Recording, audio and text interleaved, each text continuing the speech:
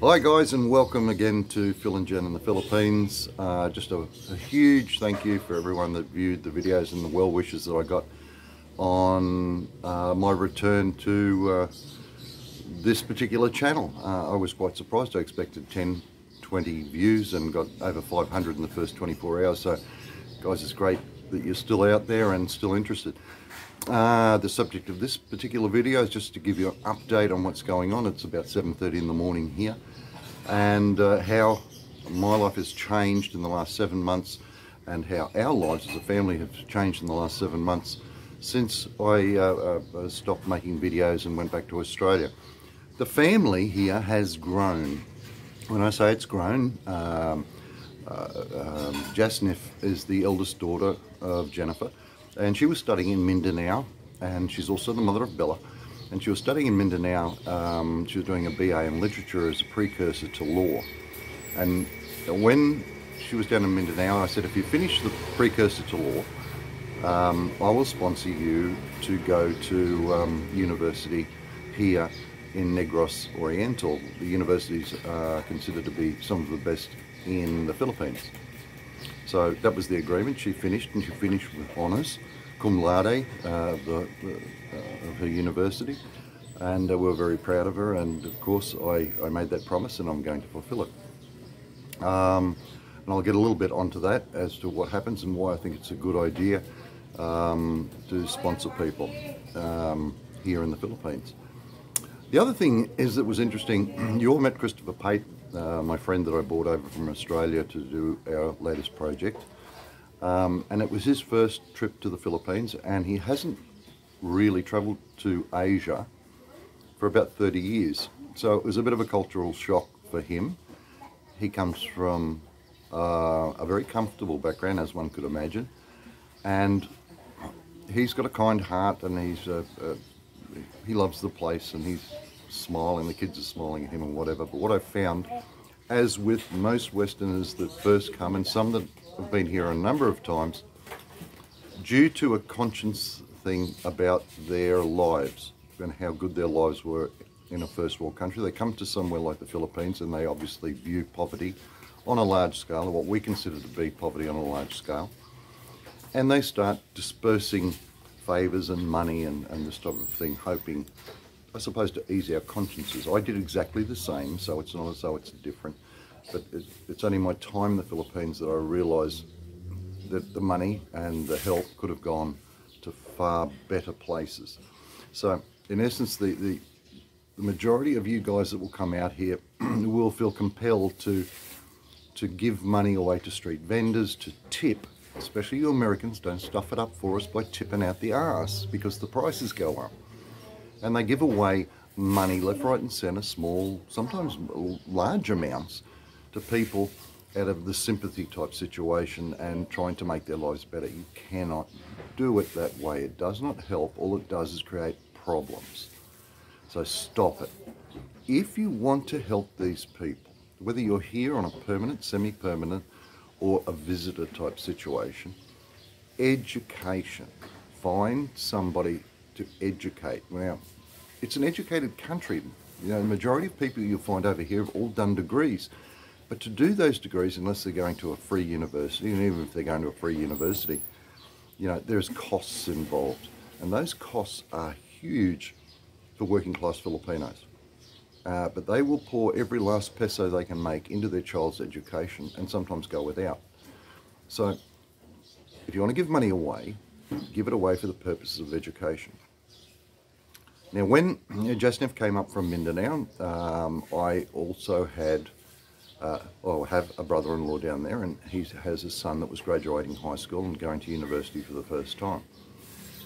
Now, it's a big culture shock, even though it's only a few hundred kilometres away, to bring someone out of a place that, you know, they've known all their lives and know nothing different. So I looked at the situation, and young Jim Boy, who's Ralph's son, was starting university, and I needed someone to travel up with Jasnif. So we decided that we would also sponsor Jim Boy's education. He wants to be a nurse, and he's he's a lovely lad. You'll meet him later. I'll show you the whole family. So Jim Boy and Jasnif came to Doomageddon for their education purposes, and Jim Boy's doing nursing and Jasnif's doing law. Two different universities, but they're good universities. And that's where I'm going to be putting my, I don't know, money as far as my charitable funds are concerned, into something that will last a lifetime rather than the next bowl of rice. Now, people out there are going to say, but most of them have got degrees in some form or another. This country really works on who you know rather than what you know. They call them the contacts. So-and-so has contacts such and such. Now, these contacts start at university. So the higher the grade of university you can get, the better the contacts you make. And once and the easier it is to find employment within the field of endeavour you've actually studied.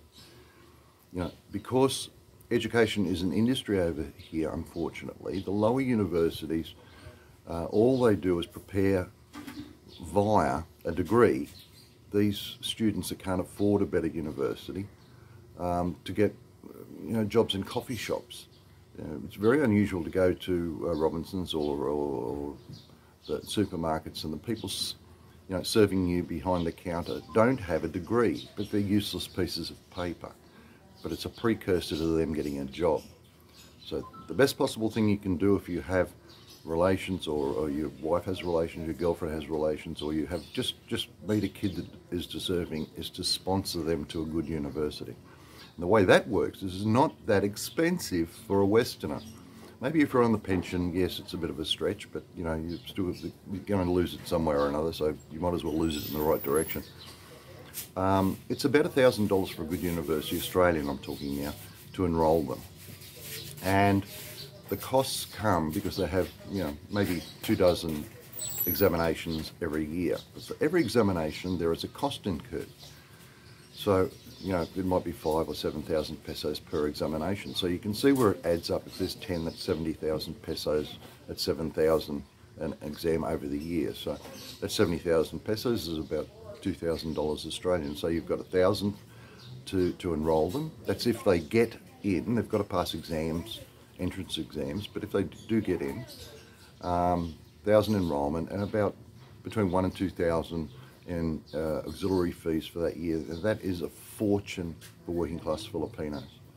But because it's stretched over exams of 5 and 3 and 7 and 8,000 pesos, you can usually afford to do it. So that's what I would suggest. If you're going to give any money away, keep your hands in your pockets and away from the charities.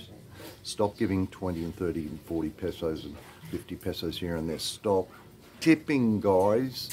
You know, if you're going to tip, it's a coin. You know, 5 pesos, 10 pesos and whatever. Get out of the habit, you Americans, of getting out of a trike and slipping them 50 and 100 pesos.